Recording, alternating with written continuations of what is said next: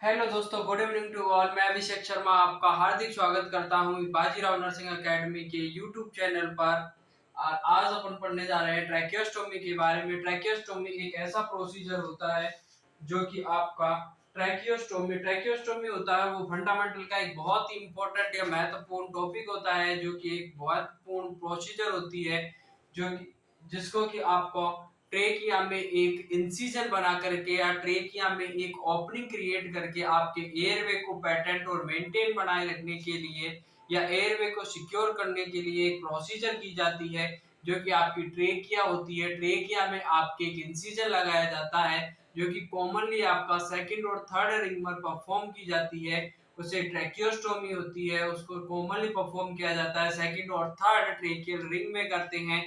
तो ये आपका एयरवे को सिक्योर करने के लिए, एयरवे को मेंटेन और पैटेंट करने के लिए एक प्रोसीजर की जाती है, जिससे कि आपका एयरवे पैटेंट हो सके और एयरवे मेंटेन किया जा सके। उसके लिए एक इंसिजन लगाया जाता है ट्रेकिया में और उसके थ्रू एक ट्यूब डाली जाती है जिसे कि ट्रैकियोस्टोमी ट्यूब कहते हैं। और उस ट्यूब के द्वारा आपका एयरवे को पैटेंट और मेंटेन किया जाता है। तो जो ट्रैकियोस्टोमी होती है उसका इंडिकेशन क्या क्या होता है कि ट्रैकियोस्टोमी ट्यूब की जरूरत।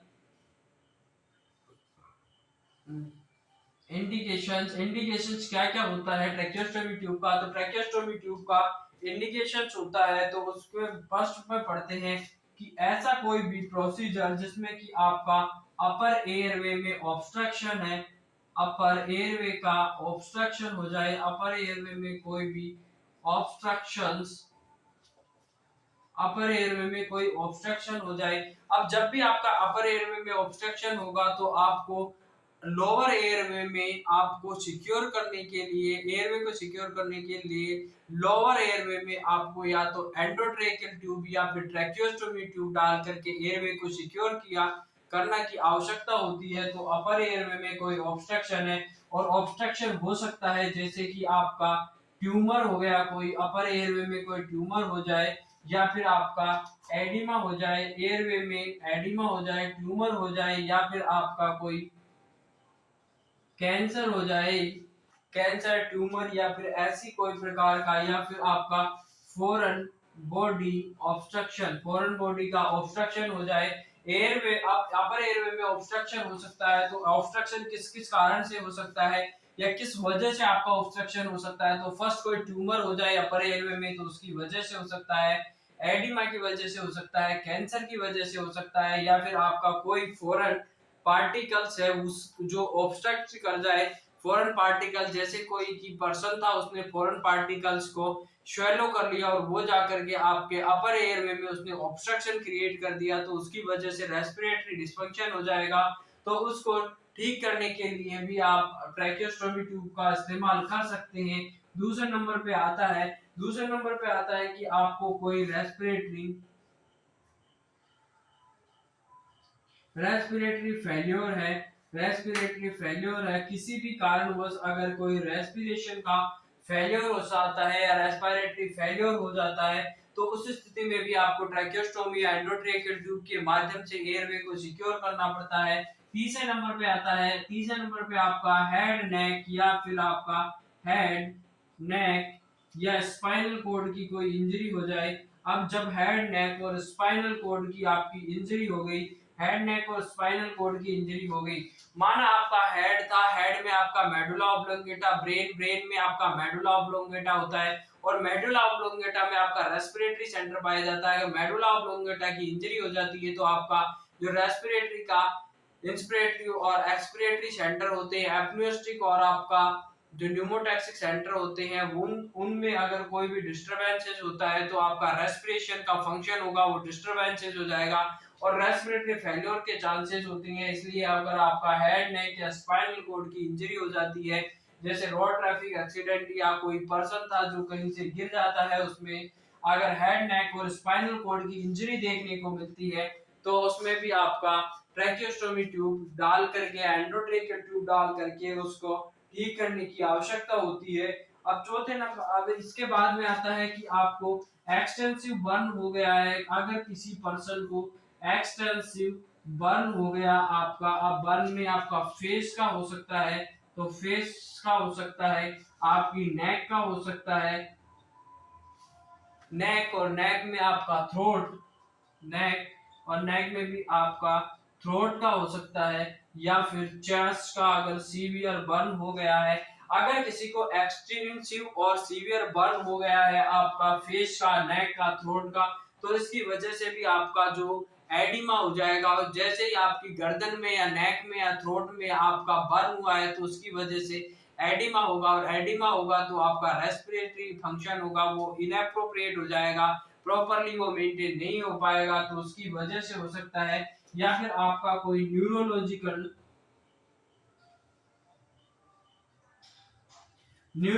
डिस्टरबेंसेस है, न्यूरोलॉजिकल डिस्टरबेंसेस या न्यूरोलॉजिकल कोई डिजीज हो जाए, तो उसमें भी आपका एंडोट्रेकियल ट्यूब डालने की जरूरत पड़ती है। जैसे कि आपका जीपी सिंड्रोम हुआ। अब जीपी सिंड्रोम क्या होता है? जीपी सिंड्रोम होता है वो आपका नर्वस सिस्टम का एक ऐसा सिंड्रोम है जिसमें कि आपका यह नर्वस सिस्टम की एक ऐसी डिजीज होती है जिसमें कि आपका जो पीएनएस होता है उसमें जो स्वान सेल होती है, जो कि आपका माइलिनेशन ऑफ न्यूरॉन, न्यूरॉन का माइलिनेशन का काम करता है पीएनएस में, उसके क्या होता है, उसका उसके प्रति या उसके खिलाफ में, उसके अगेंस्ट में आपकी एंटीबॉडी, ऑटो एंटीबॉडी बनने लग जाएगी, और वो ऑटो एंटीबॉडी बन करके आपके खुद के ही इम्यून सिस्टम को डिस्ट्रॉय करने लग जाती है। और जब ये डिस्ट्रॉय करने लग जाती है तो उसे ऑटो इम्यूनिटी के नाम से जाना जाता है। और जब आपका जीबी सिंड्रोम होगा तो जीबी सिंड्रोम में क्या होता है, आपकी जो स्वान सेल होती है उसके अगेंस्ट में आपकी एंटीबॉडी का फॉर्मेशन बन जाता है, जो कि स्वान सेल को जाकर के डिस्ट्रॉय कर देती है। और स्वान सेल क्या करती है, आपका माइलिनेशन का काम करती है आपके पीएनएस में। पीएनएस में जो माइलिनेशन का काम करती है वो स्वान सेल करती है। अब आपका स्वान सेल क्या करती है, आपकी जो जीबी सिंड्रोम होता है उसमें क्या होता है, असेंडिंग पैरालिसिस देखने को मिलती है। और जब असेंडिंग पैरालिसिस जा करके आपके पैरों से शुरुआत होती है, इसकी असेंडिंग देखने को मिलेगी, लोअर एक्सट्रीमिटी से धीरे धीरे ऊपर की साइड असेंडिंग होती जाएगी। और ये जब आकर के आपके रेस्पिरेटरी फंक्शन यानी कि जो रेस्पिरेटरी मसल्स होती है, डायफ्राम होता है, उसको आकर के इन्वॉल्व कर लेती है, तो उसमें रेस्पिरेटरी फेलियर होने के चांसेस होता है। तो उसमें भी आपको वेंटिलेशन करने के लिए या उसके रेस्पिरेटरी फंक्शन को बनाए रखने के लिए उसको आपको वेंटिलेट करने की आवश्यकता होती है। और उसको वेंटिलेट करने के लिए उसमें या तो आपको एंडोट्रेकियल ट्यूब इंट्यूबेशन करना पड़ेगा, या फिर आपका ट्रैकियोस्टोमी ट्यूब डाल करके उस एयरवे को सिक्योर करके उसको वेंटिलेट करके उसका रेस्पिरेटरी फंक्शन को बनाए रखना होगा। तो इसमें भी आपके जरूरी या उस ये भी आपका इंडिकेशन है कि इस न्यूरोलॉजिकल या जीपी सिंड्रोम में भी आप इंट्यूबेट कर सकते हैं, ट्रैकियोस्टोमी इसमें यूज कर सकते हैं। इसके बाद में आपकी कैनाइन बाइटिंग हो गई। कैनाइन बाइटिंग का मतलब होता है कि जैसे मान लो कि रेबीज है, रेबीज की वजह से आपका नर्वस सिस्टम होता है वो मेनली अफेक्टेड हो जाता है। और जब नर्वस सिस्टम आपका अफेक्टेड होगा तो नर्वस सिस्टम जा करके आपके ब्रेन को डिस्टरबेंस करेगा, और ब्रेन में अगर डिस्टरबेंसेस होगा तो उसका रेस्पिरेटरी फंक्शन होगा वो भी आपका डिस्टर्ब हो जाएगा। तो रेस्पिरेटरी फंक्शन को डिस्टर्ब हो गया तो उसको रेस्पिरेशन को मेंटेन करने के लिए आपको ट्रैकियोस्टोमी करने की आवश्यकता हो सकती है। अब आपका एक और होता है कि आप एंडोट्रेकियल इंट्यूबेशन मेनली जो कॉमनली करते हैं, पहले आप एंडोट्रेकियल इंट्यूबेशन करोगे, यानी कि एंडोट्रेकियल जो आपकी ट्यूब होती है वो मान लो एंडोट्रेकियल ट्यूब और एंडोट्रेकियल इंट्यूबेशन करेंगे। एंडोट्रेकियल इंट्यूबेशन में क्या होता है, ये आपका इंटॉलरेंस हो जाए एंडोट्रेकियल ट्यूब से, intolerance to endotracheal tube, ET tube से अगर इंटॉलरेंस हो जाए यानी कि 10 से 14 दिन तक इसको यूज करते हैं। एंडोट्रेकियल इंट्यूबेशन होती है यानी कि इंट्यूबेशन होता है एंडोट्रेकिया में ट्यूब डाल करके जो इंट्यूबेशन किया जाता है वो 10 से 14 दिन तक कर सकते हैं, और मैक्सिमम जरूरत पड़ती है तो आप 21 दिन तक भी कर सकते हैं। लेकिन जो मेनली अगर पूछा जाए कि एंडोट्रेकियल इंट्यूबेशन में कितने दिन के लिए कॉमनली किया जाता है तो 10 से 14, एक ही आंसर देना है तो 14 दिन तक कर सकते हैं। लेकिन पूछा जाए कि मैक्सिमम आप एंडोट्रेकियल ट्यूब कब तक रख सकते हैं तो 21 दिन तक रख सकते हैं। उससे ज्यादा अगर जरूरत पड़ती है तो उस पर्सन में आपको ट्रैकियोस्टोमी की नीड होती है। एंडोट्रेकियल ट्यूब 21 दिन से ज्यादा नहीं रखते हैं, 3 वीक से ज्यादा नहीं रखते हैं, क्योंकि इसमें इन्फेक्शन के चांसेस ज्यादा होते हैं, तो इसलिए एंडोट्रेकियल ट्यूब को नहीं रखती है 3 वीक से ज्यादा या 21 दिन से ज्यादा। कॉमनली पूछा जाए तो 10 से 14 दिन तक रखते हैं। तो अगर इंटॉलरेंस हो जाए एंडोट्रेकियल ट्यूब से 10 से 14 दिन से ज्यादा, तो भी आपको इसमें ट्रैकियोस्टोमी की आवश्यकता होती है। या फिर कोई ऐसी कंडीशन जिसमें कि एंडोट्रेकियल ट्यूब या ईटी ट्यूब होती है या एंडोट्रेकियल ट्यूब होती है, उसकी क्या नहीं हो, आपका endotracheal tube can not be इसमें इंसर्टेड, जिसमें कि आपका endotracheal tube can not be inserted, जिसमें कि आपकी एंडोट्रेकियल ट्यूब को इंसर्ट नहीं किया जा सकता। ऐसी सिचुएशन जिसमें कि आपकी एंडोट्रेकियल ट्यूब को इंसर्ट नहीं कर सकते हैं, उसमें भी आपको ट्रैकियोस्टोमी की आवश्यकता होती है। और जो एंडोट्रेकियल ट्यूब होती है वो कौन सी स्थिति में, जैसे कि आपका कोई ओरल कैंसर है, ओरल कैंसर वाली स्थिति में भी आपको, या फिर कोई ट्यूमर है या फिर एडिमा है ओरल कैविटी का, तो उस स्थिति में भी आपको एंडोट्रेकियल ट्यूब इंसर्ट नहीं कर सकते हैं। तो उस स्थिति में आपको ट्रैकियोस्टोमी ट्यूब की रिक्वायर्ड होती है। अब ये हो गए इसके इंडिकेशन। इंडिकेशन के बाद में आता है इसका क्लासिफिकेशन। क्लासिफिकेशन, और जो क्लासिफिकेशन होता है वो होता है आपका क्लासिफिकेशन। क्लासिफिकेशन में फर्स्ट टाइप में आता है वो, ये तो इमरजेंट हो सकता है कि जो आपने इमरजेंट, और दूसरा हो सकता है प्रोफाइलैक्टिक। इमरजेंट और प्रोफाइलैक्टिक। इमरजेंसी हो सकता है जिसको कि आपको इमरजेंसी में या इमरजेंसी में या इमरजेंट में का मतलब होता है कि आपको तुरंत हाथों हाथ अगर ट्रैकियोस्टोमी करने की नीड होती है तो उसे इमरजेंट कहते हैं। जबकि अगर आपने देखा कि आप उससे पहले आपको उसको मान लो कि ट्रैकियोस्टोमी एंडोट्रेकियल ट्यूब लगा हुआ था, एंडोट्रेकियल ट्यूब था, तो एंडोट्रेकियल ट्यूब था उसमें क्या था, एंडोट्रेकियल ट्यूब में एंडोट्रेकियल ट्यूब में लगा रखी थी पर्सन को, और अगर उसको लंबे समय तक उसको वेंटिलेट करने की जरूरत पड़ती है, 10 से 21 दिन से ज्यादा का अगर टाइम रिक्वायर्ड होता है, उसको और वेंटिलेट करने की आवश्यकता होती है, तो उस पर्सन में आपको पहले से ही प्लान करके उसमें प्रोफाइलैक्टिकली या थेराप्यूटिकली पहले से प्लान करके उसमें ईटी की जगह आपको टीटी ट्यूब यानी ट्रैकियोस्टोमी ट्यूब की रिक्वायर होती है। तो ये प्रोफाइलैक्टिक हो गया। दूसरे नंबर पे आता है आपका, तो पहले नंबर पे ये होगा। दूसरे नंबर पे टेम्पोररी एंड परमानेंट। टेम्पोररी का मतलब होता है कि कुछ समय के लिए आपको ट्रैकियोस्टोमी लगाने की आवश्यकता होती है, जबकि परमानेंट का मतलब होता है कि आपको लाइफ लॉन्ग आपको उसको परमानेंटली तरीके से ट्रैकियोस्टोमी ट्यूब लगाने की आवश्यकता होगी।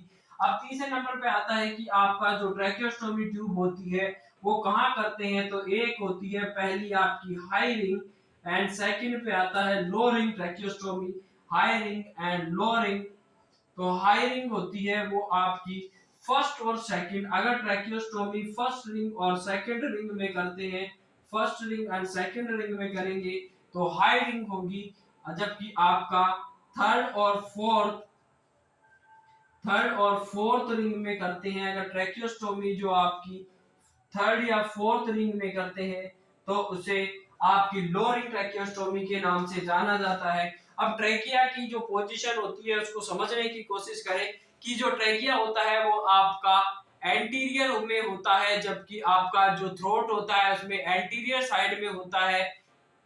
C6 से लेकर के T12 तक पाया जाता है, यानी सर्वाइकल 6 से लेकर के थोरेसिक 5 तक होता है। इसकी सिचुएशन होती है वो एंटीरियरली होती है, आपकी नेक में एंटीरियरली होती है, पोस्टीरियर में ईसोफेगस होता है, अपर में यानी कि एंटीरियर में आपकी लैरिंक्स होती है, और पोस्टीरियर में आपका कैरिना और जाकर के प्राइमरी एंड सेकेंडरी ब्रोंकाई में ये डिवाइडेड हो जाती है। जो ट्रेकिया होती है वो आपका 16 से लेकर के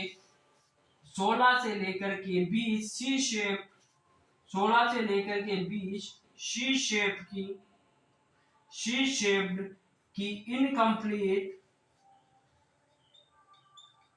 इनकम्प्लीट रिंग शेप यानी कि जो ट्रेकिया होती है वो 16 से लेकर के 20 सी शेप की इनकम्प्लीट रिंग से मिलकर के बनी हुई होती है, जो कि आपके ट्रेकिया को क्या कोलैप्स होने से प्रिवेंट करती है। और जो ट्रेकिया होता है, ट्रेकिया का दूसरा नाम होता है वाइल्ड पाइप के नाम से जाना जाता है। 12 सेंटीमीटर की इसकी लेंथ होती है, 2.5 सेंटीमीटर का डायमीटर होता है। तो ट्रेकिया हो गया। ट्रेकिया में अगर अब आप हाई रिंग में करोगे तो इसमें 16 से 20 रिंग में से आपको फर्स्ट और सेकंड रिंग में करी है अगर आपने ट्रैकियोस्टोमी, तो उसे हाई रिंग के नाम से जानेंगे। जबकि थर्ड और फोर्थ रिंग में अगर करते हैं तो इसको लो रिंग के नाम से जानेंगे। लेकिन इसमें क्वेश्चन पूछा जाता है कि मोस्ट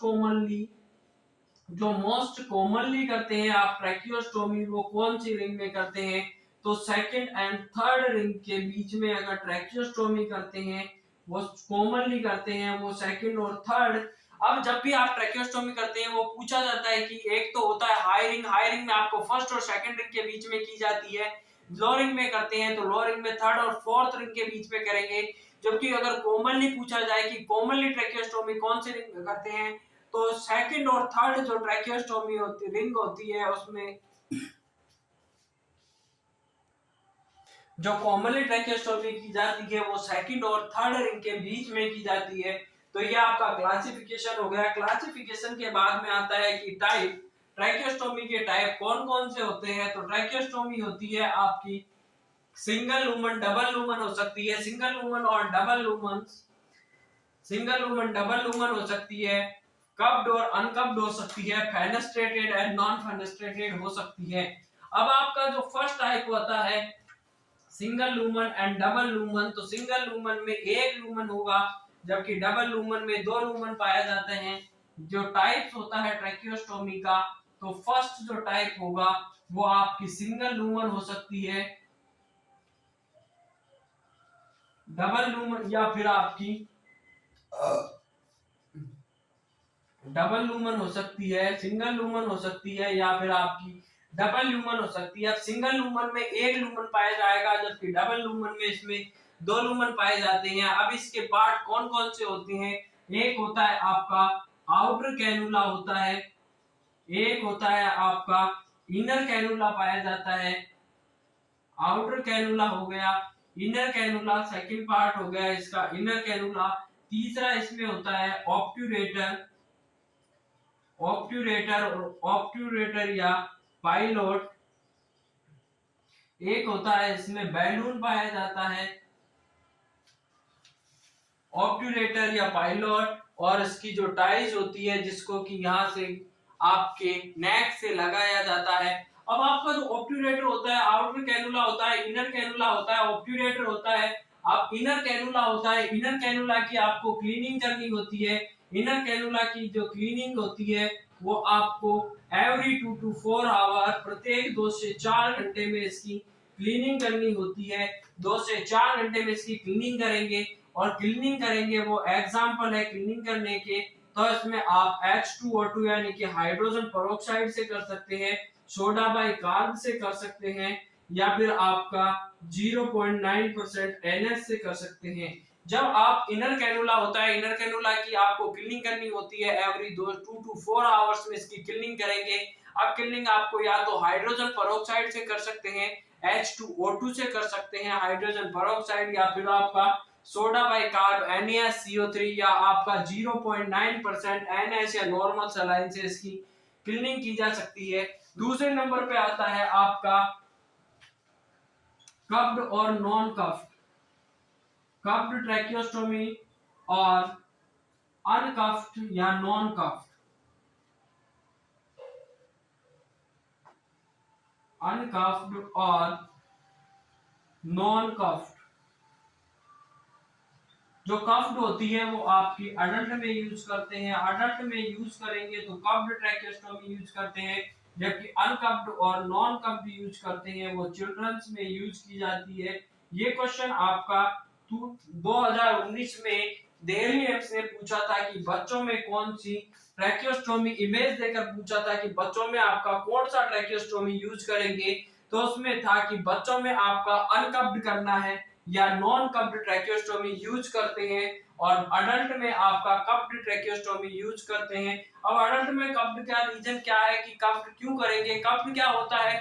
कप में एक एक बलून होता है, उसमें आपको एयर पुश कर दी जाती है या एयर एंटर कर देती है, उसको जाकर के उसको एक सील क्रिएट कर लेता है और उस वहां से वो एयर लीकेज को बचाता है, और वो प्रिवेंशन जो आपका रिमूवल के चांसेस को भी प्रिवेंट कर देता है। लेकिन आप अनकप्ड बच्चों में इसलिए यूज करते हैं क्योंकि उसमें जो साइज होता है ट्रेकिया का वो कम होता है, तो कप्ड होता है वो थोड़ा सा वहाँ की नैरोबिक होती है, इसकी वजह से वहाँ अनकप्ड यूज करते हैं, जबकि अडल्ट में आप कप्ड यूज करते हैं। तो ये हो गया। इसके बाद में था आपका कि आपका फेनस्ट्रेटेड एंड नॉन फेनस्ट्रेटेड। अब फेनस्ट्रेटेड नॉन फेनस्ट्रेटेड के बारे में देखते हैं कि फेनस्ट्रेटेड क्या होती है। तो फेनस्ट्रेटेड होती है और दूसरे नंबर पे आती है नॉन फेनस्ट्रेटेड। फेनस्ट्रेटेड होती है, इसे टॉकिंग ट्रैकियोस्टोमी ट्यूब के नाम से जाना जाता है, क्योंकि जो फेनस्ट्रेटेड ट्यूब होती है, ये माना कि आपका ट्रैकियोस्टोमी है, फेनस्ट्रेटेड ट्रैकियोस्टोमी ट्यूब है, तो यहाँ पर इसमें होल या पोर पाए जाते हैं, जिसकी मदद से जो पर्सन होता है वो वॉकिंग कर सकता है, यानी कि सॉरी टॉकिंग कर सकता है, बोल सकता है, स्पीक कर सकता है। तो यहाँ पर होल या पोर पाए जाएंगे, जिसकी मदद से आपके लैरिंग से वॉइस का प्रोडक्शन हो जाएगा इसके थ्रू। तो जो पर्सन होगा वो इसमें वॉइस का प्रोडक्शन हो सकता है, यानी कि वो स्पीक कर सकता है। लेकिन जो नॉन फेनेस्ट्रेटेड ट्रैकियोस्टोमी होती है उसमें आपका पोर या होल नहीं पाए जाते हैं, तो इसकी वजह से इसमें टॉकिंग नहीं कर सकता, बात नहीं कर सकता है, बोल नहीं सकता है। तो ये इसका हो चुका है। इसके बाद में आपकी आती है कि प्रोसीजर। तो प्रोसीजर के दौरान आपको क्या करना है? तो प्रोसीजर होती है, प्रोसीजर के दौरान आपको पोजीशन की बात करते हैं। तो पोजीशन होगी आपकी, तो फर्स्ट पोजीशन में आपको रोज पोजीशन देना है, और रोज पोजीशन का ये मतलब ये नहीं होता है, देखिए तो आपको पोजीशन की बात करूं, पोजीशन, तो पोजीशन में आता है आपका कि उसको रोज पोजीशन देनी है, ROSE। रोज का मतलब ये नहीं है कि पर्सन को जाकर के महबूबा की तरह आपने गुलाब का फूल दे दिया, तो ऐसा नहीं करना है। रोज पोजीशन का मतलब होता है कि पर्सन को आपको सुपाइन पोजीशन में लिटाना है। सुपाइन पोजीशन में लिटा करके उसके बैक के नीचे या शोल्डर के नीचे शोल्डर के नीचे आपको क्या करना है? शोल्डर रोल देना है, और आपकी जो नेक होगी उसको हाइपर एक्सटेंशन कर देना है। जब आपका नेक हाइपर एक्सटेंशन होगा तो एयरवे होगा वो ओपन हो जाएगा, और आपकी जो ट्रेकिया होगी वो यहाँ से यहाँ की जो रिंग होती है वो थोड़ी डायलेट होकर के दूर दूर हो जाती है, जिससे आपको ट्रैकियोस्टोमी प्रोसीजर करने में भी आपको आसानी हो जाती है। तो उसमें रोज पोजीशन देते हैं, और इस रोज पोजीशन देते हैं कॉमनली सेकंड और थर्ड रिंग के बीच में करते हैं। रोज पोजीशन दे दी। आफ्टर आफ्टर प्रोसीजर या आफ्टर ट्रैकियोस्टोमी करने के बाद फाउलर पोजीशन देंगे।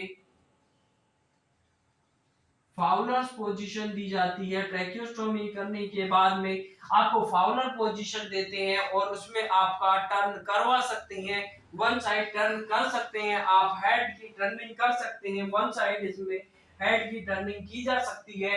अब मैं बात करूं कि सक्शनिंग। अब आपने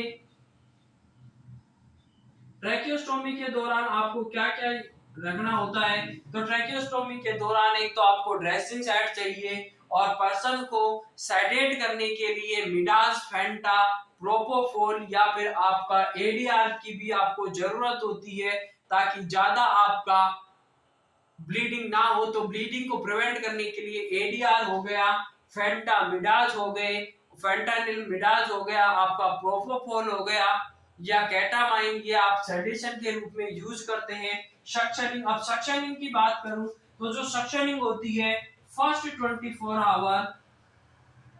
24 आवर्स में आपको एवरी 30 मिनट प्रत्येक 30 मिनट से आपको सक्शनिंग करनी होती है। और एसओएस प्रत्येक 30 मिनट से, और एसओएस जब भी आपको रिक्वायर होती है तो उसमें आपको सक्शनिंग करनी पड़ती है। और आफ्टर 24 आवर, फर्स्ट 24 आवर में आपने प्रत्येक आधे घंटे से या 30 मिनट से सक्शनिंग कर दी, या फिर आपको जब भी जरूरत थी एसओएस में आपने तब उसकी सक्शनिंग कर दी। लेकिन आफ्टर 24 आवर आपको 24 घंटे के बाद में, ट्रैकियोस्टोमी के 24 घंटे के बाद एवरी 2 आवर, प्रत्येक 2 आवर में उसकी सक्शनिंग करनी होती है। और अब सक्शन कैथेटर होता है, उसको जब तक आपको रेजिस्टेंस फील नहीं होता है तब तक उसको इंसर्ट करना होता है। और जब भी आप, अब ये आपकी सक्शनिंग का हो गया। लेकिन आप सक्शनिंग करने से पहले आपको क्या क्या चीजें ध्यान में रखनी होती है, तो सक्शनिंग करने से पहले आपको सबसे पहले उसको प्री ऑक्सीजनेटेड या हाइपर ऑक्सीजनेट किया जाता है। पर्सन होता है उसको प्री ऑक्सीजनेट और हाइपर ऑक्सीजनेट करते हैं 100% सैचुरेशन के साथ में पर्सन को हाइपर ऑक्सीजनेटेड किया जाता है, ताकि आपका हाइपोक्सिया को प्रिवेंट किया जा सके, हाइपोक्सिया और ब्रेडिकार्डिया को प्रिवेंट किया जा सके। क्योंकि अगर पर्सन में आपका हाइपोक्सिया होगा तो हाइपोक्सिक आपका अरेस्ट होने की संभावना होती है। इसलिए हाइपोक्सिक अरेस्ट को या हाइपोक्सिया को प्रिवेंट करने के लिए उसमें पहले आपको हाइपर ऑक्सीजनेट किया जाता है पर्सन को 2 से 3 मिनट के लिए 100% O2 सैचुरेशन के साथ में। उसके बाद में आप क्या करोगे कि आपका कैथेटर होगा, कैथेटर को आपको जब तक उसको रेजिस्टेंस फील नहीं होता है तब तक आपको इंसर्ट करना होता है। कैथेटर की साइज होती है वो एंडोट्रेकियल ट्यूब की साइज से डबल से ज्यादा नहीं होनी चाहिए, ताकि उसका सुटेबल डायमीटर हो और वो आसानी से उसका सक्शनिंग कर सके। जब भी आप कैथेटर को इंसर्ट करोगे तो आपको उस टाइम पे प्रेशर नहीं लगाना होता है। कैथेटर को जब भी आप विथड्रॉल करते हैं तो उसको रोटेटिंग मूवमेंट में उसको विथड्रॉल किया जाता है। और रोटेटिंग मूवमेंट में जब भी आप विथड्रॉल करोगे तो उसी टाइम पे आपको प्रेशर क्रिएट करना होता है, ताकि आप उसकी इंजरी को, क्योंकि आप जब भी इंसर्ट करते हैं उस टाइम पे प्रेशर नहीं लगाते हैं, क्योंकि उस टाइम पे अगर आपने प्रेशर लगा दिया तो वो जाकर के आपके ट्रेकिया को इंजरी कर सकता है, वहां ब्लीडिंग कर सकता है, हेमेटोमा कर सकता है, या फिर वहां पर एडिमा या इंजरी के चांसेस होते हैं। तो इसलिए वहां पर प्रेशर नहीं लगाते हैं। जब भी आप विथड्रॉल करोगे कैथेटर को रोटेटिंग मूवमेंट में उसको विथड्रॉल करना है और आपको उसी टाइम पे प्रेशर अप्लाई करना होता है। तो प्रेशर का था आपने पढ़ लिया है पहले में। तो ये आपका ट्रैकियोस्टोमी जो कि अति महत्वपूर्ण आपकी ट्रैकियोस्टोमी थी, वो प्रोसीजर आपका आज कंप्लीट हुआ है। कि जिसने किया दिन, जिसने कहा कल दिन गया टल, जिसने कहा परसों बीत गए बरसों, जिसने कहा आज उसने किया राज। तो इसलिए आज का काम कभी भी आगे ना टाले। जब भी आपको जरूरत पड़े उसी समय पर आप जरूर डेली का अपना डेली का रूटीन बना करके उसी तरह पर काम करने लग जाए। कि वक्त जब बिगड़ता है तो गूंगे भी बुराई करने लगते हैं, और जब लोग बराबर ही नहीं कर पाते तो पैरों के नीचे खुदाई करने लगते हैं। इसलिए जब लोग मिलेंगे आपसे कभी तो आपकी खैरियत नहीं आपकी हैसियत पूछते हैं। जिद की हो या व्हाट्सएप लोग स्टेटस देखते हैं। इसलिए अपना स्टेटस आप मेंटेन करिए और आराम से मेहनत करते रहिए, सफलता मिलना आपको तय है। आज के लिए इतना ही। जय हिंद, जय भारत। मिलते हैं नए वीडियो में नए टॉपिक के साथ। इसलिए आप चैनल को, अगर वीडियो पसंद आया हो तो चैनल को लाइक शेयर एंड सब्सक्राइब करना ना भूलें। आप अपना फर्ज अदा करो, हम अपना फर्ज अदा करेंगे। जय हिंद, जय